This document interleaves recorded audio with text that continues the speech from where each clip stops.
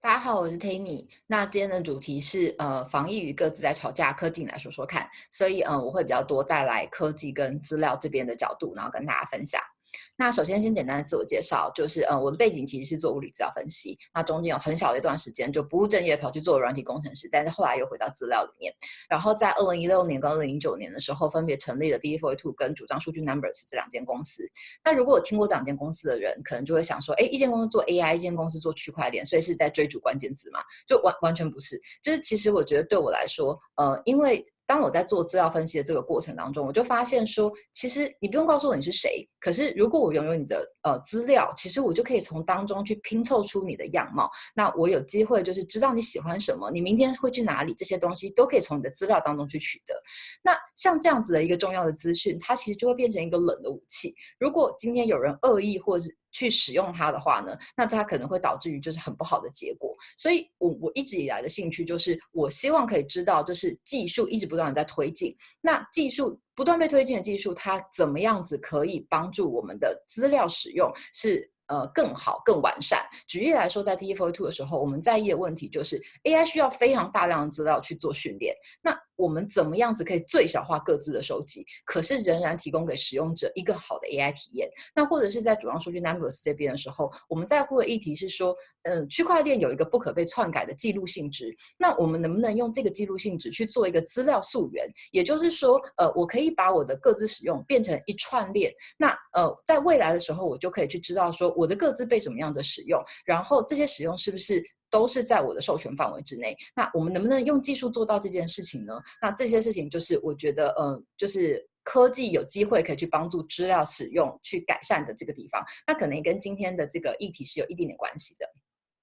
那既然主题是防疫与各自在吵架，我觉得我们首先就是先看一下，就是个人资料就是到底包含了哪些范畴。那这个图呢是从 GDPR 这边截出来的，那这个是 High Level 上面他们所定义的，那就包含了就是姓名跟地址这些属于直接的可以就是辨识出你个人，那其他的也包含了就是地址啊，然后线上 ID， 然后 Culture Profile 收入，然后健康资料这些东西都是属于间接可以辨识出你个人的，那这些东西也都属于你的个资。那这样子讲可能就是有点太 high level， 我想说到底是什么呢？好，那我们可以看一个比较实在的例子，就是这个呢是 Facebook 的页面，那可能有些人就是有去看过，就你就可以发现说，像 Facebook 这样子的资料服务，它为了要提供你服务，所以它必须收集出你非常多的资料，那这些资料其实都是你的个资，所以你的个资呢就包含了你的贴文、相片、影片、留言、按赞、朋友、追踪名单，还有每一则你跟朋友之间沟通过的讯息，你有兴趣的社团活动，你点过的广告、搜寻记录、打卡记录等等这些东西，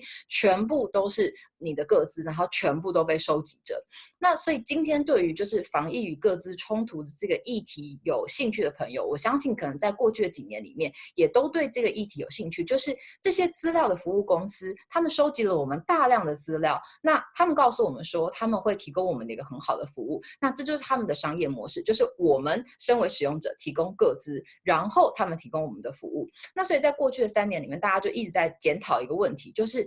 那这个资料收集是不是公平、公正、对等的？那举例来说，就有人去做研究，就是 Facebook 从每一个使用者身上，每一年至少它都可以获取7200块新台币的一个利润。那所以这边呢，我们就会问我们自己一个问题，第一个就是说，那如果我不想要被你收集资料，我可不可以付你7200块？那或者是说，如果我不能够去付费来换取服务的话，那 Facebook 你提供给我的服务一年有没有值得7200块？那这是在过去的几年里面，就是大家有非常多的讨论，然后就会去就是挑战这些商业公司，然后就是甚至包含法令上面啊，然后使用者方面啊，那都会去挑战他们，就是去询问他们，就是说，这个资料的使用是不是公平公正，然后而且合理的。那这件事情到底跟防疫各自有什么关系呢？就是在疫情扩散的这个过程当中呢，除了这些资料公司他们仍然非常大量在收集我们的个资之外呢，其实各国政府呢也都加入了这个行列。那只是这一次他们所提供给我们的服务，不只是一个跟你朋友连接的服务，不只是一个 email 的服务，不只是一个讯息的服务，而是一个关乎到我们每一个人生命安全的防疫服务。也就是说，我们提供资料，我们放弃了某一些权益，然后我们换来了一个防疫服务。那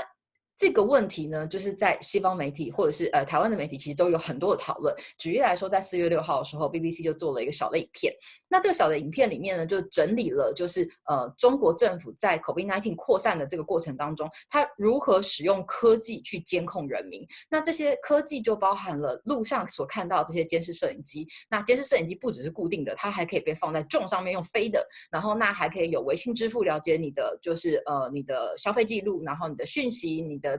地点，然后等等的这些东西就可以拼凑出你是谁，你去过哪里，然后你跟谁接触过。然后当你有高风险的时候呢，那我们就可以像右边这张图，就是它可以帮你戴上一个就是健康手环。那这个东西呢，就可以让它更好的去控制你在某一个范围之内。如果你超过这个范围的话呢，那你可能就是警察就会来找你这样子。所以在这个防疫的过程当中，就政府收集很多大量的资料，也要求你放弃某一些权利，然后换来的就是在中国或者是在香港这边，到目前为止，它的这个疫情扩散可能是就是还可以在就是控制范围之内的。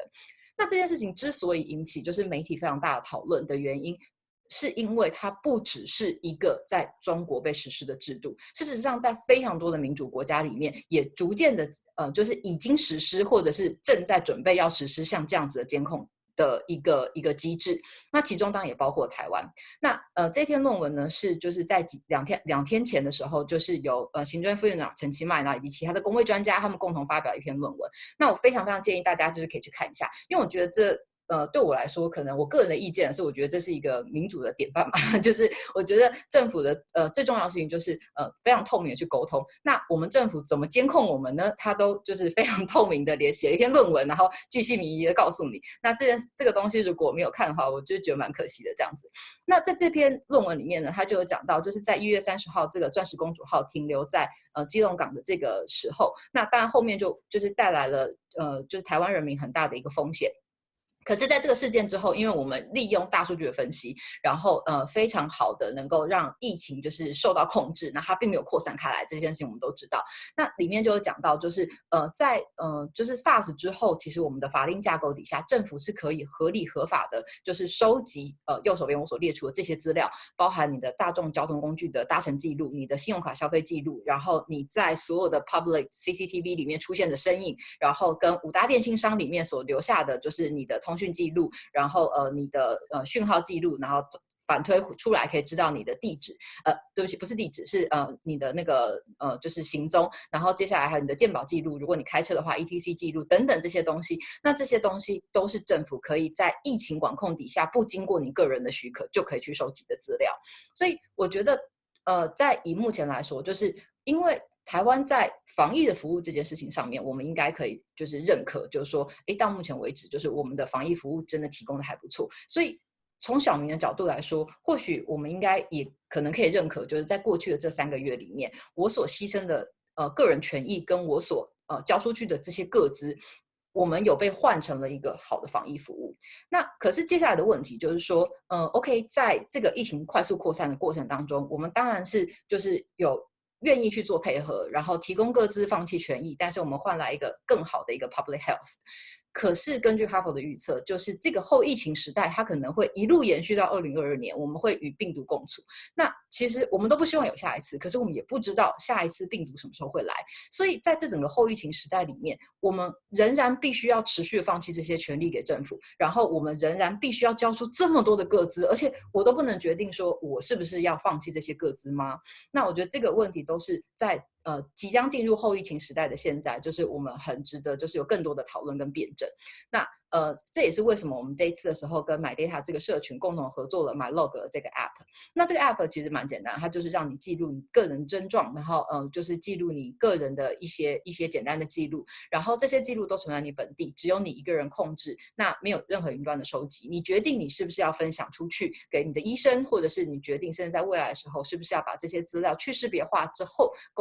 捐献给研究单位等等。然后那这一个就是自己去记录、自己管理自己的资料这件事情呢，我觉得比起说它是一个服务，它更像是一个实验。那我们希望有机会在公民权益、资料隐私以及防疫当中去找到一个平衡。那所以也非常欢迎，就是今天有听到这个 presentation 的各位，就是现在已经可以在 Google Play 上下载，那App Store 我们也正在上架当中，就是欢迎大家下载使用，然后给我们更多的 feedback， 甚至加入开发，因为它是一个开源的专案，然后那我们可以一起来加入这个实验，那看看在后疫情的时代里面，除了政府的监控以及各资的收集之外，我们有没有其他的方式可以透过公民参与，然后来达到疫情的防堵。那这是我今天的分享，谢谢。